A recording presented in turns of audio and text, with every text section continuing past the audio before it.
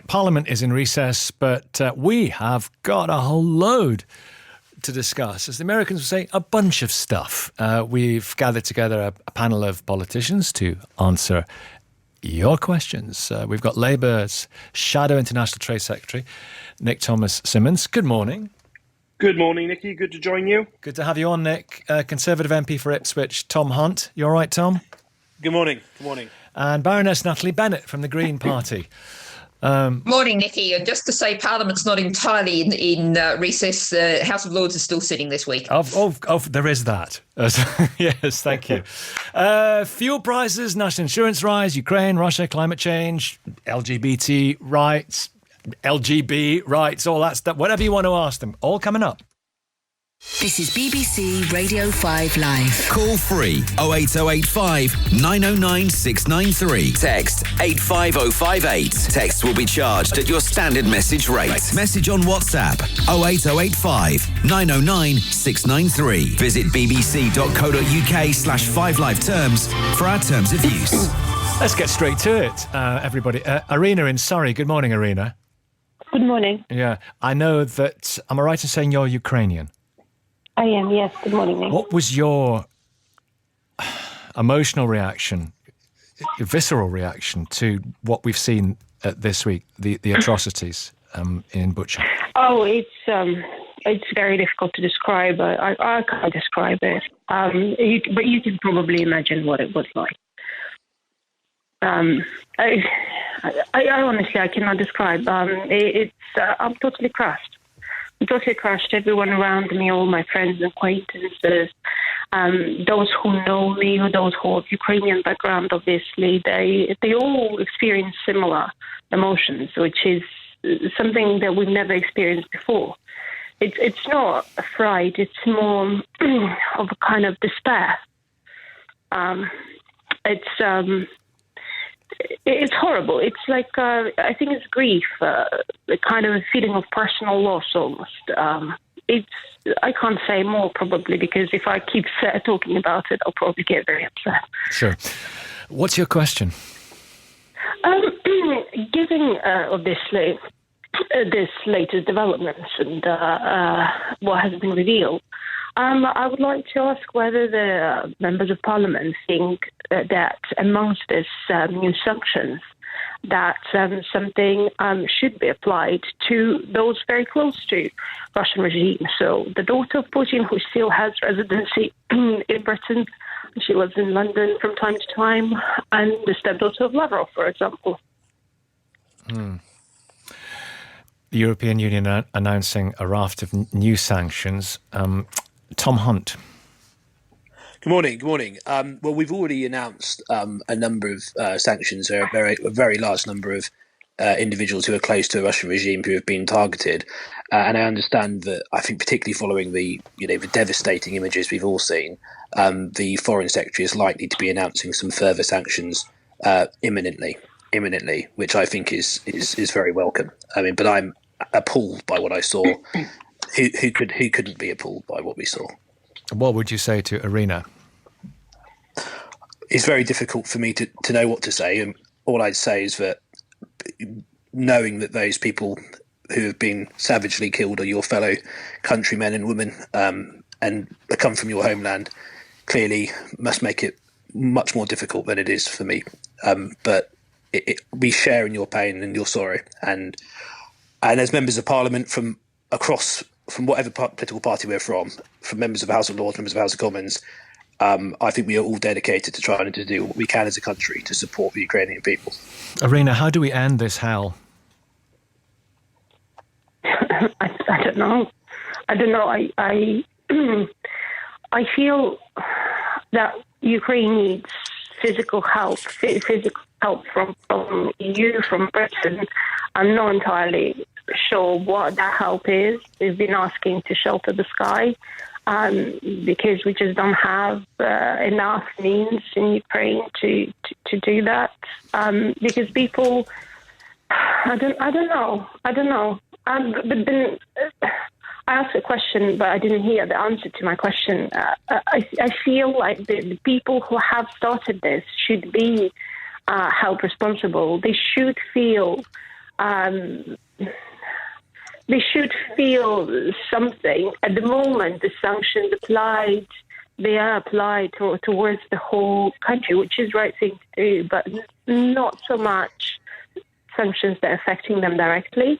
So how is that allowed that their daughters, their stepdaughters, their immediate families still enjoying the benefits of the democratic worlds of Britain, of Europe? How is that allowed that they are not expelled? They're still living here, getting the benefits of the taxpayer, getting my benefits because I'm a taxpayer in this country for the last 20 years. So that is something that I cannot simply comprehend. Natalie Bennett, the Green Party's website says that military intervention in disputes by external powers rarely solves the problem and more often reinforces animosities. Emphasis at all times must be on forms of peaceful assistance to local and international organisations. Does that preclude giving arms to Ukraine? No, but I think I'd really like to come back to what Irina was saying to first off and to offer great sympathy to her and all of the Ukrainians in the UK. And I was sharing this morning, Politico had a really interesting analysis of how war crimes can be prosecuted. And I think it's really important that we focus on making sure that all the documentation is collected, all the things are done so that there can in the future be an accounting. But in terms of what Irina was asking in terms of sanctions, I think there is a great deal more that can be done. And Bill Browder, the Russian dissident, of course.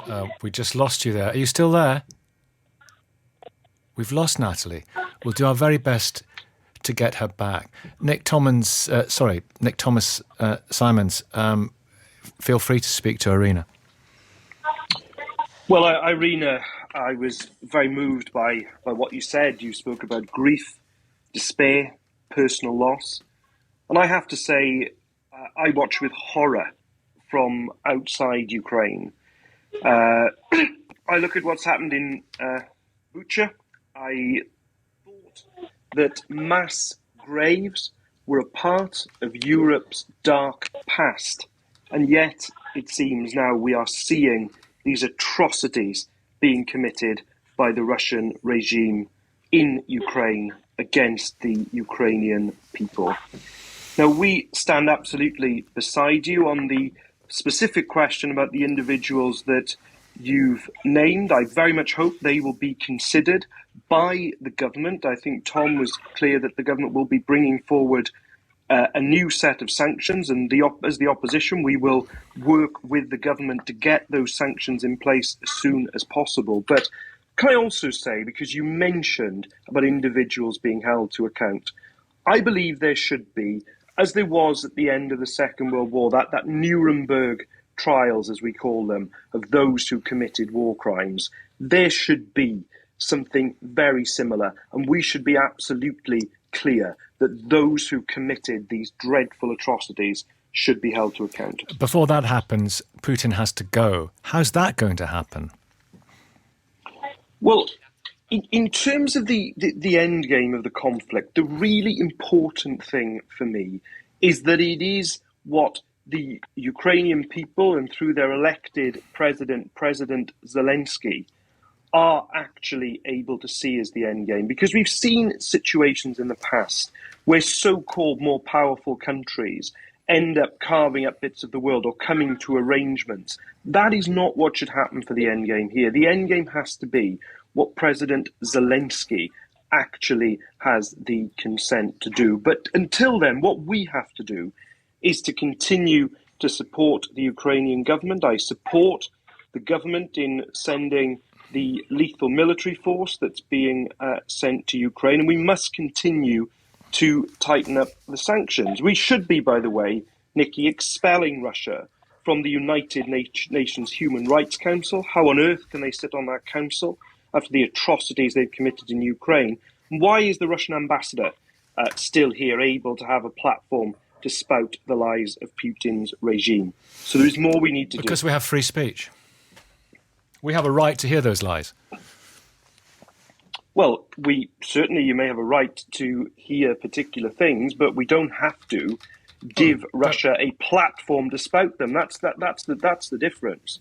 Of course, Russia, we regularly see what Russia says and the parallel reality that the Kremlin is actually setting out in terms of what's happened to Ukraine.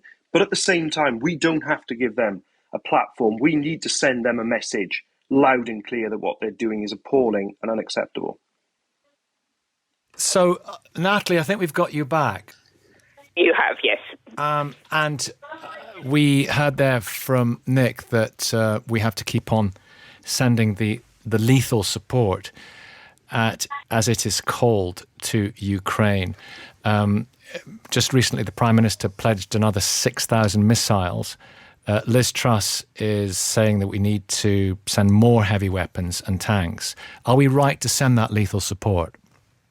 Yes, as I said before, the Ukrainians have been attacked by very large force, and it's right to help them to defend themselves.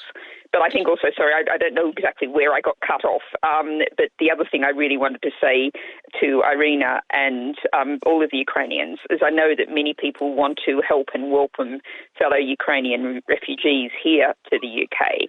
And in fact, there's an overwhelming refugees message coming from the British people, which is a real credit to Britain. 4 in 10 adults in a survey yesterday said they want to help.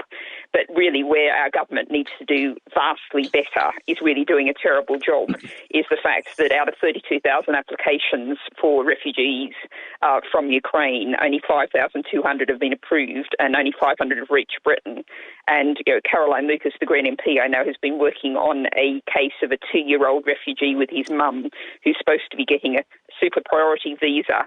And yesterday it had been 15 days and they still hadn't secured the visa. So we have to, for the people remaining fighting in Ukraine, they want to know their relatives are safe, the refugees are safe, and we really are falling down on the job of delivering them that safety, that refuge that the British people really want to deliver. Tom Hunt, this is not working, is it?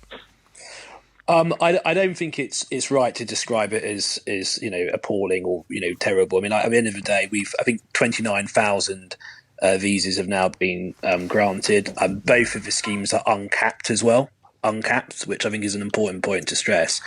I think it is important, though, that we do checks on both sides. I mean, I think it was just yesterday I was reading a story in the Times about how particularly Ukrainian women who were looking to come to the UK were potentially being targeted by unsavoury men.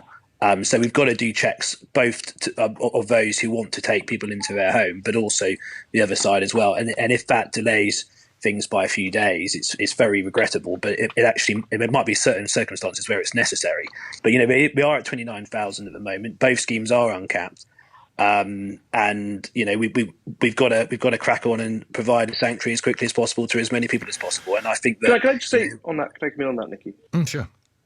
Yeah, and just to pick up on that, of course we talk about checks, and of course we need to know when people are coming so that we can provide them with the appropriate support. But I've got constituents, some of whom have emailed me this morning before I've come on to this show, where I've got constituents actually out in Poland with families that they would like to bring back to the UK. I've got people here who are opening up their homes to families from Ukraine. And we can't get answers from the Home Office. We really can't. And the point is, I'm afraid, that the way the Home Office has been run, it's almost as if this is a normal situation for applying for visas when it isn't. We need an emergency system in place that can conduct the checks quickly, efficiently, and we can actually provide the help to people that we need to. Irina, I'll give you the last word on this. And what are your thoughts on the scheme to provide homes and shelter and a haven for people coming from Ukraine? I'm part of a volunteer group, and we actually deal with these questions a lot. We appreciate the offer that the Britain made, but we don't feel that the policies have been thought through. We don't feel that the processes have been made to accommodate the refugees. We deal with simple things where For example, someone arrives and something falls through and they have no accommodation, we deal with people that have no accommodation to go to on the day. We deal with people who offered accommodation but not offered food. So we deal with a lot of various things. So I'm not entirely sure what to think of the scheme.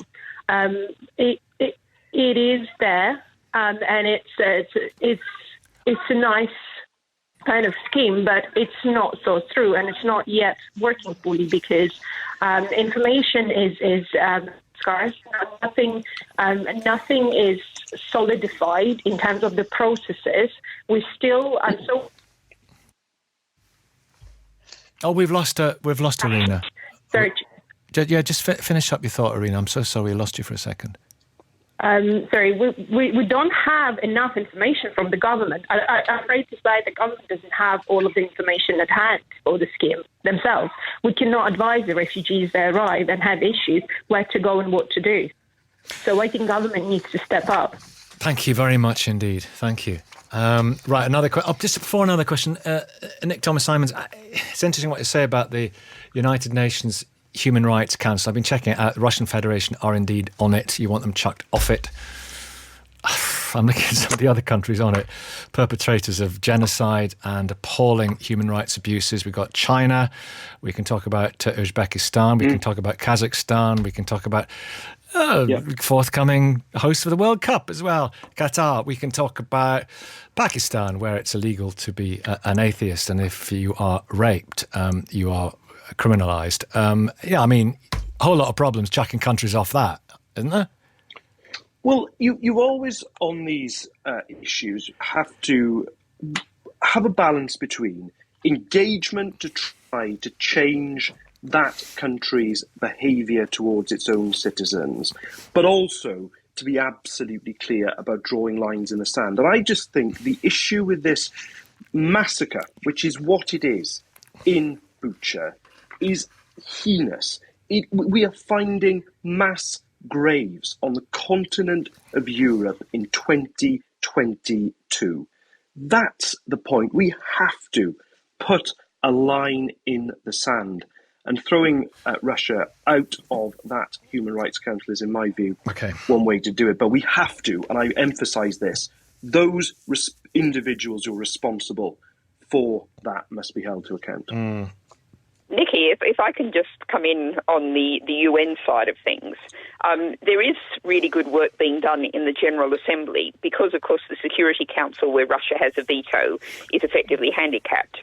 We've seen really good work, and I mean, include our professional diplomats here working to get declarations through the General Assembly condemning what's happening. And I think it's a pity that the government isn't talking about this more, but we do see our professional diplomats doing good work there. And it's a case of, it's not by any means clear, given the West history of Iraq and Afghanistan, etc. We have to persuade people that we're acting in good faith here.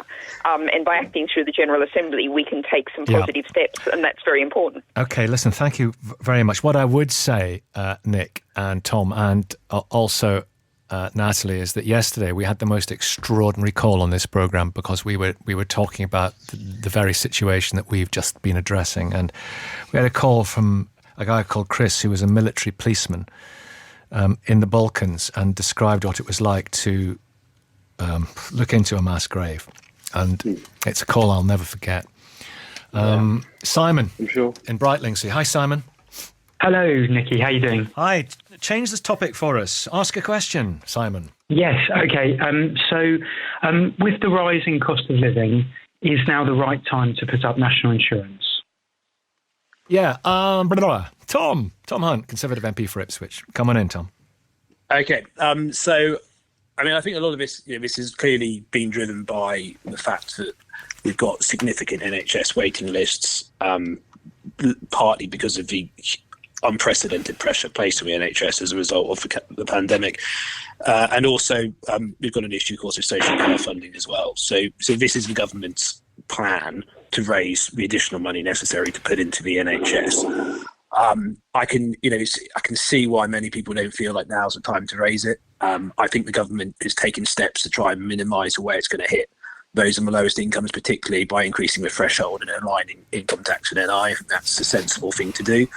But, at the end of the day, we've got to get on top of the NHS waiting list. We've got to think about how we fund social care, and eventually this money will go into social care.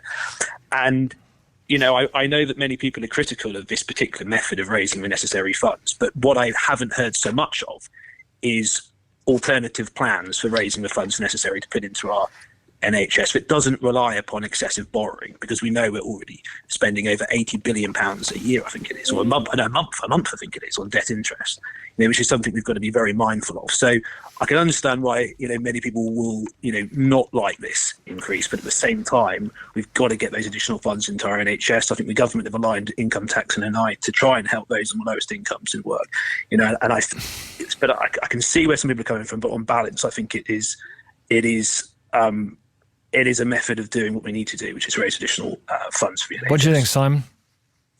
Well, I heard that the IFS said that it's fiscally fine to delay this rise for a year. And with everything else coming in, with rises in energy prices, with rises in food, fuel, it just seems incredibly unfair to hit everybody from literally every side at this time right now. We have to fund social care. We have to get that backlog down. Natalie Bennett, how do we do it? Absolutely. Well, absolutely. I mean, Tom says that he hasn't heard alternative plans. He obviously hasn't been listening to the Green Party, because we've been talking very hard about our alternative plans. One of them is a dirty profit tax. Shell announced yesterday that, again, for a fourth year in a row, it had paid no tax at all on its oil and gas in the North Sea. A windfall tax on that could raise £4 billion. If we actually had a far fairer tax system, the problem with national insurance is that it's not a progressive tax in the same way as general taxation is. Many people don't realise, because it doesn't affect most people, that national insurance on earnings over £50,000 a year is only 2%, 10% less than it is for people in that middle bracket of earnings. What we want to do in the Green Party is introduce a single consolidated tax on all forms of income. So unearned income is taxed at the same rate as earned income, and you don't see that discount for people on more than £50,000. And that could collectively raise £24 billion that would be essential government spending. The answer is not more austerity. The answer is providing the services and support that people need, including, our plans include returning the £20 universal credit uplift, and in fact doubling it, and giving every household £320 as a payment to help with this sudden shock of fuel costs. Nick, what do you, without swerving the question, what do you think of Natalie's plans? Pretty radical. Well, yes, but I'm not advocating for the Green Party's plans here. But a lot of people listening to that would be thinking, that's pretty exciting stuff if they're of a certain political persuasion. What did you think? Well, no, I think first and foremost here, we have to ask this question. I watched the Prime Minister set out this national insurance plan, as it was so called, several months ago in Parliament. And yes, there was a mention of the NHS backlog, but there was also mention that there would be a plan to finally deal with social care. And we've not. There's a gaping hole at the centre of this on tackling social care. And to directly answer the question that was put, no, this is the wrong time, absolutely the wrong time to be raising national insurance. It is the wrong decision. I'm knocking doors here. I've been knocking doors in my constituency here in Torvine, and time again, the rising bills, household bills, the cost of petrol to fill up the car, all the problems that are being caused by inflation. And at that very moment, the government decides that they're going to take even more money out of people's pockets as well. It is the wrong thing to do at this time. And also, the reason that the government claim they're doing it because they had a grand plan for social care, they simply do not. Tom? Well, I've heard the Green Party plan for trying to get the extra money into the NHS at this critical time, but in all of what Nick's said there, I didn't hear the Labour plan. Well, let's hear it. I completely agree. I tell you what, Tom, let's hear it. What's the Labour plan to fund social care, this huge problem that has been ducked by government after government? What's your plan? And the NHS waiting list. Yeah. But fundamentally, what we need to do in social care is to be able, we've said several times, to keep people in their own homes for as long as we So how do you pay for that? Can. We would be doing it not by a tax on work, which is what national insurance is, but we would want those with the broadest shoulders to bear the greatest burden. Why is it the case, for example, as of today, that a private landlord who owns dozens of properties that are being rented by people who are going out to work, the people who are actually going out to work are the ones who are actually paying for this? That landlord wouldn't actually be paying anything towards it. I thought this money, I've heard this before, but I thought this money to tax people who maybe have an Airbnb or a nest egg or more properties than that was to help people in the cost of living crisis. I thought the windfall tax was to help people get through the cost of living crisis. What I'm asking you, what Tom is asking you is beyond that. How do you pay for the ongoing problem, the perpetual, continuing challenge of social care? How do you pay for that? No. What I am describing is not our windfall tax. Our windfall tax is something separate from that. So you're talking about taxing landlords is the solution to social care. No, I'm just giving an example of one group of people who are whose money is not coming from actually going out That's to not work going to fund every day, social care. Tax. Hang on, taxing unearned income, of course, is an approach to addressing the social care funding, but you need a plan to go with it. But on the windfall tax, here the Chancellor has made totally the wrong choice. Shell made in 2021, nearly $20 billion of profit.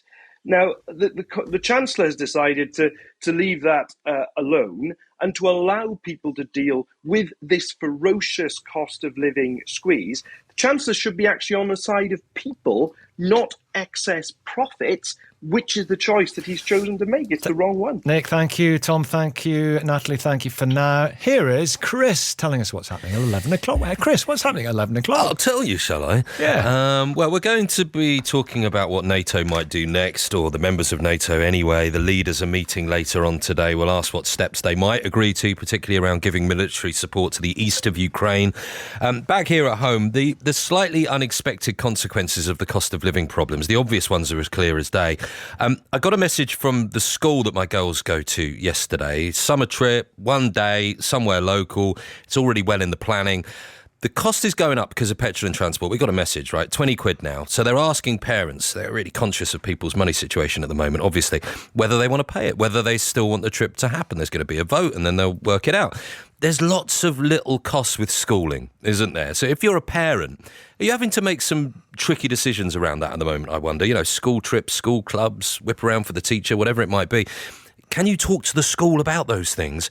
And if you work in a school, summer on half term, I know, so you've got no excuse. What are the dilemmas you're facing at the moment? Let me know. The usual numbers, obviously, as well.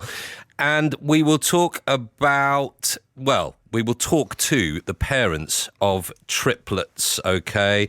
Identical triplets. This is exactly it. So we're getting them on the programme. They say it's been the best but hardest job. This is a 1 in 200 million chance.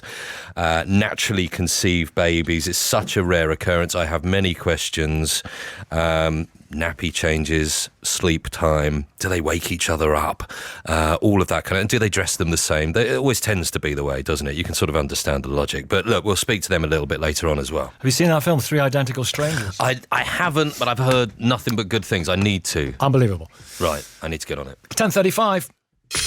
Listen on BBC Sounds. This is BBC Radio 5 Live. With the headlines, I'm Richard Foster. National insurance contributions have gone up for millions of workers. The government says the money, which could be as much as £11 billion this financial year, will be spent on NHS and social care. NATO foreign ministers are meeting in Brussels to discuss sending further support to Ukrainian forces. The UK is preparing to announce more sanctions against Moscow, which will target what's been described as Russia's military ambitions. Ed Sheeran has won a High Court copyright battle over his 2017 hit Shape of You.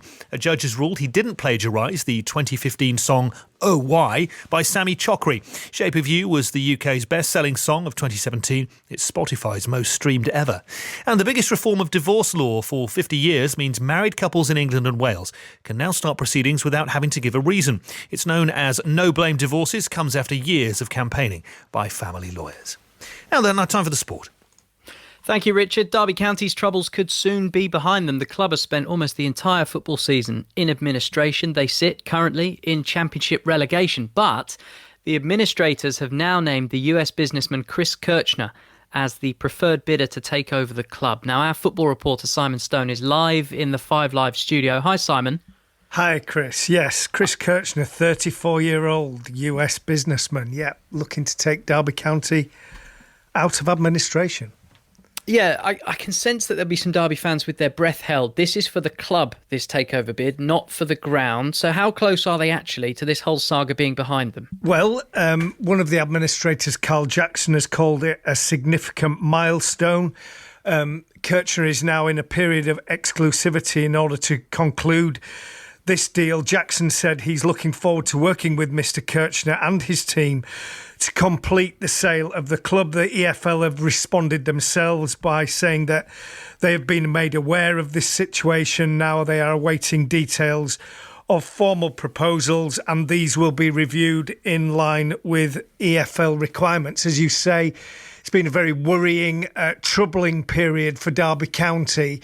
It does seem that they are closer to having a new owner than they have been since they've been in administration, but I think there's still a few hurdles to overcome yet. Yeah, Steve Bloomer's watching. Simon Stone, thank you. So we'll have to wait and see. Big month or so coming for Derby County because they're still in Championship relegation. 9 points adrift after Reading's win last night. 6 games to play. Now, we've got a heavyweight Champions League quarter-final on 5 Live tonight. Defending champions Chelsea hosting the 13 times winners Real Madrid in the first leg. Thomas Tuchel's Chelsea was stunned 4-1 at the weekend by Brentford.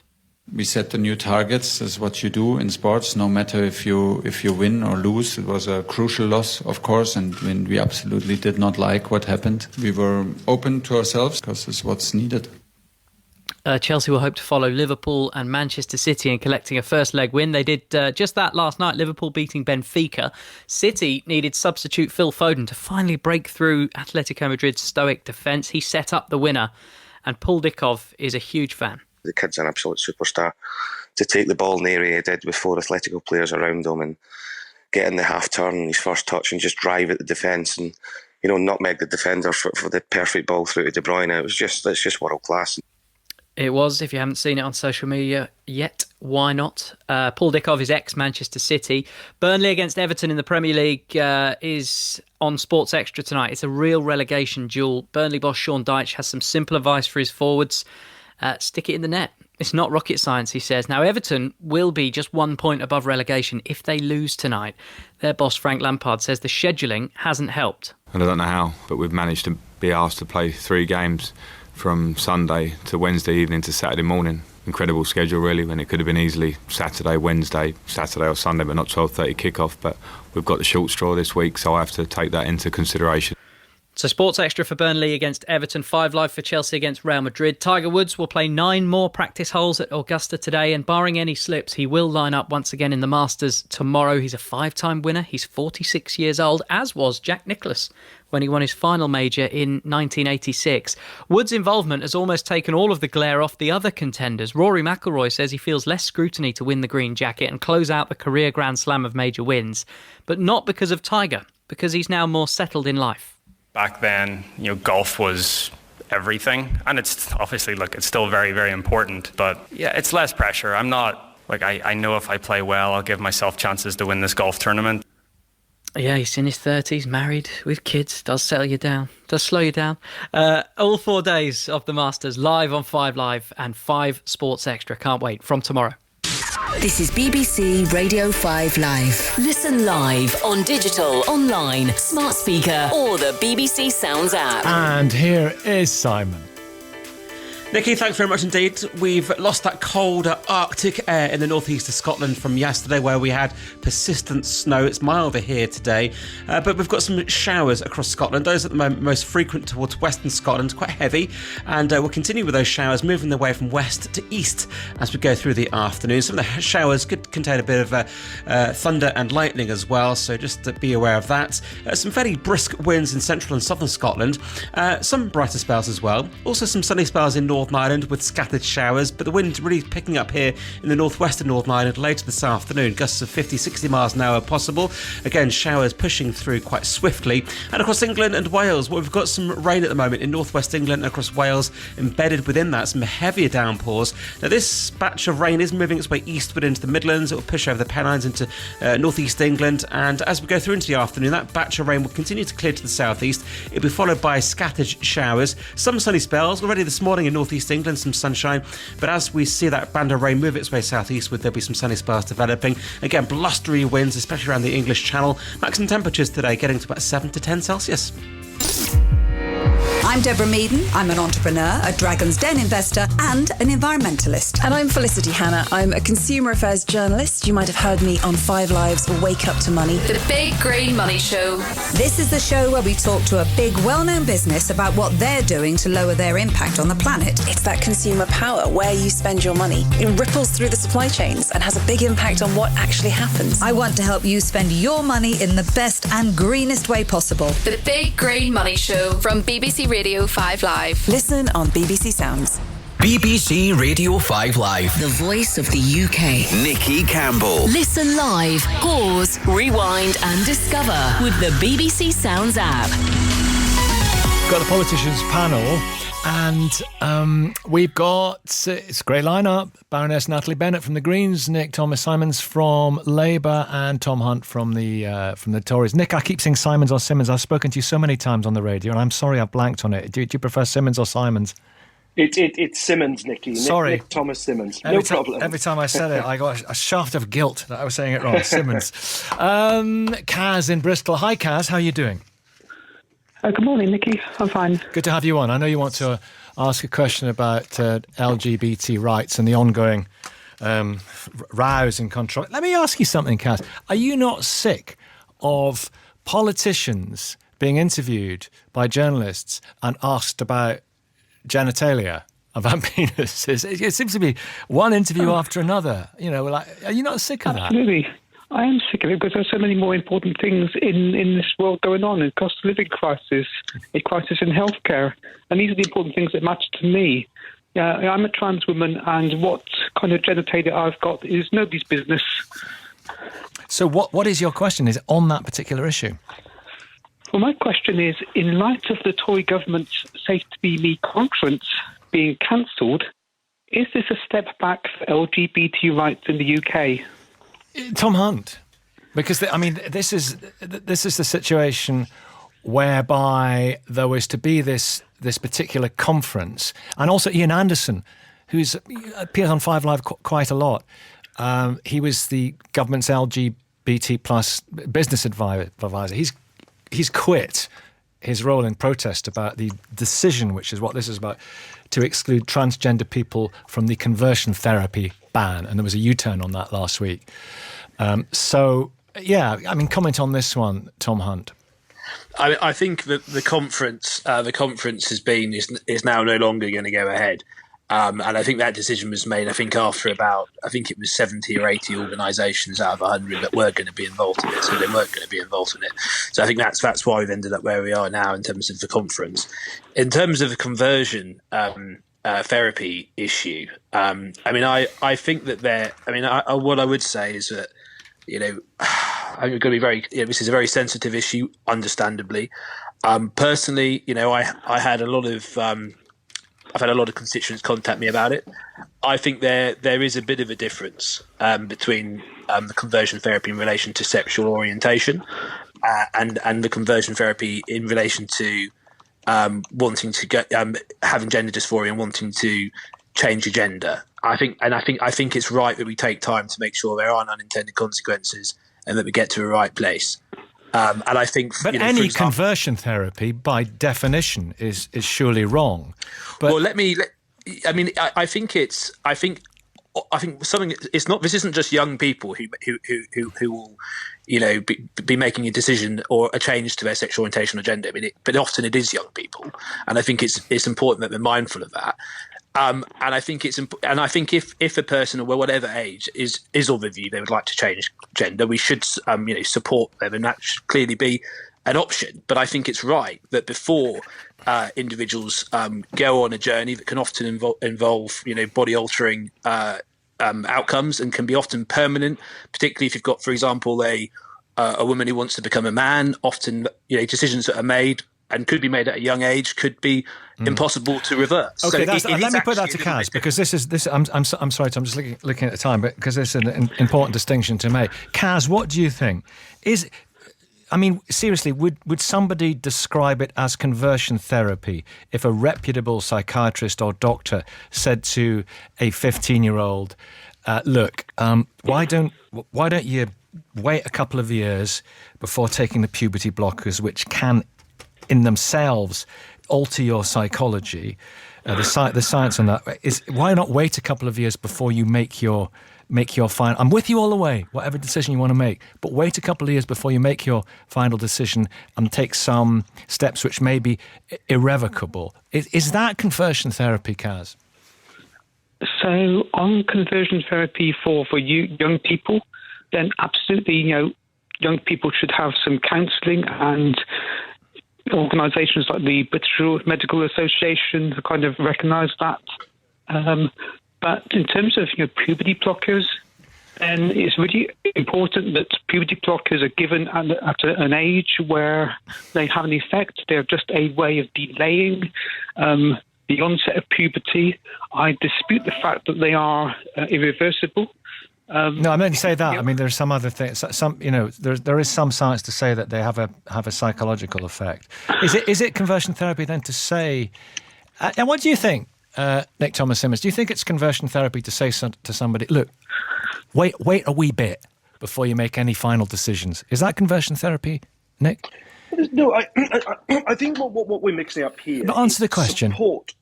Support for somebody. Look, in a very particular circumstance where somebody is having a discussion, offering support, that is very different from conversion therapy, where conversion therapy is treating somebody's sexuality or somebody's gender identity as some sort of disease that needs to be cured. That is what is so heinous about conversion therapy. And that is very different from the situation, Nicky, that you've just described. Mm-hmm. And that is why conversion therapy has to be banned in its entirety. And the government is in completely the wrong place on this, and it needs to think again. Mm. In its entirety, Tom Hunt.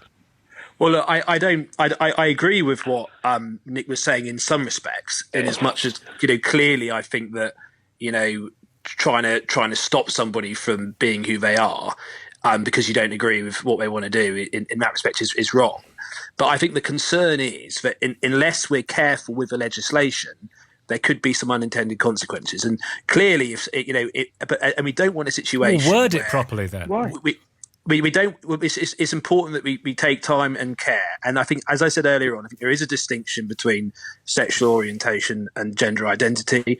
And I think it's important we get to a right place and have a right outcome. The government has not closed the door. What is that distinction? What is that distinction? If this is essentially somebody wanting to be who they are, what is the distinction? Well, I explained it earlier on, particularly in regards to younger people, in terms of some of the effects of deciding you want to change gender can be permanent, and it's more it's clearly body altering in a way which sexual orientation isn't.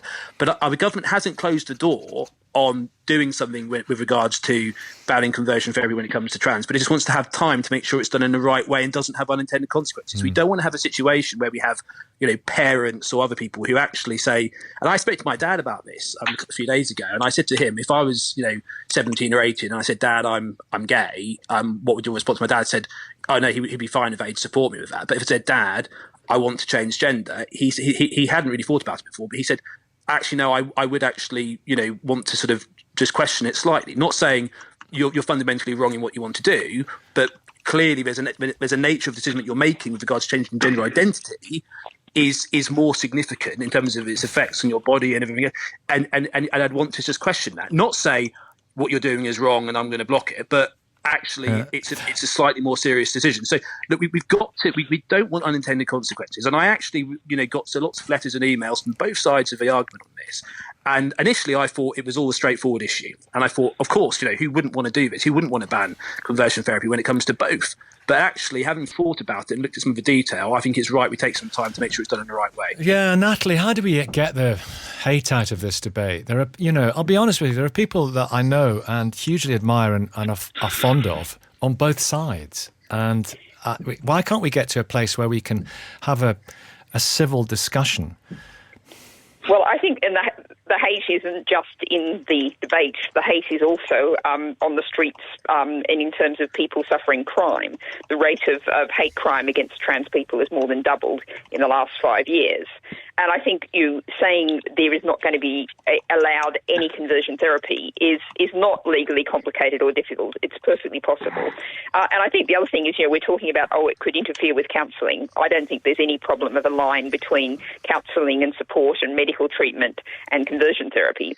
But it's all very well to talk about counselling, but the waiting lists for trans healthcare, stretch into multiple years. So we actually need to see the provision of that healthcare, which is something the government should be talking about after it's banned or while it's banning conversion therapy. Kaz, final word on this? Well, I hate the rhetoric of unintended consequences. The consequences of conversion therapy are unhappy trans people. So I really do hope that the government gets on with conversion therapy in its fullest form, and it listens to groups like Stonewall and all the 100 organisations that basically felt they had to pull out the Safe to Be Me conference. What do you think of those women who express huge concern about having somebody in a refuge or a changing room who has, and I'm sorry to mention genitalia again, who has a penis? Do you see where they're coming from at all? I have many interactions with women who do not have those concerns. My own experience is that the vast majority of women do not share those views. Those who do you understand why they do? I understand why some do. I really do believe they're unfounded fears. But there is the Equality Act that has been working perfectly adequately for many, many years, and I see no reason why it needs to be changed at all. Good to hear from you, Kaz. Thank you very much indeed. Really valuable input. We've got a question from Jacqueline in Bristol. I'll ask you to speed through it, but it's a good one. Go on, Jacqueline. I will. Thanks. Will we finally act on climate change following the IPCC report? Natalie from the Green Party, I know you share my concern for and love of the natural world. I was dismayed. I saw Richard Walker, the head of Iceland, on yesterday saying they're going to have to use palm oil again because of the current situation.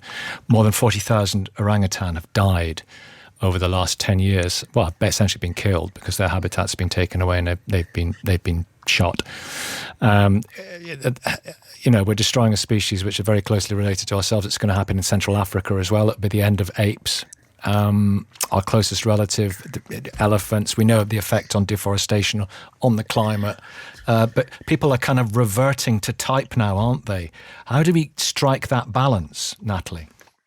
Well, I think, and you're right, Nicky, in identifying. Jacqueline asked about the climate emergency, and you look at the nature crisis, the collapse in biodiversity, and these two things are intimately interrelated. But actually, there's a very interesting report in Nature, the very respected international journal, overnight, the editorial saying that actually what we have to do, the things that we're tackling, we started off talking about Ukraine and security issues with Russia and oil and gas. What we have to do is transform to renewable energy technologies, to energy conservation. And those things actually make people's lives better.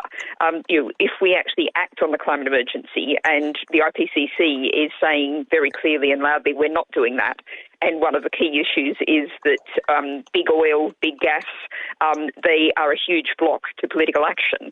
I was talking about the windfall tax on those companies. What we need is the political action, and indeed what the IPCC report is stressing is we actually have all of the technical solutions that we need to tackle the climate emergency and nature crisis.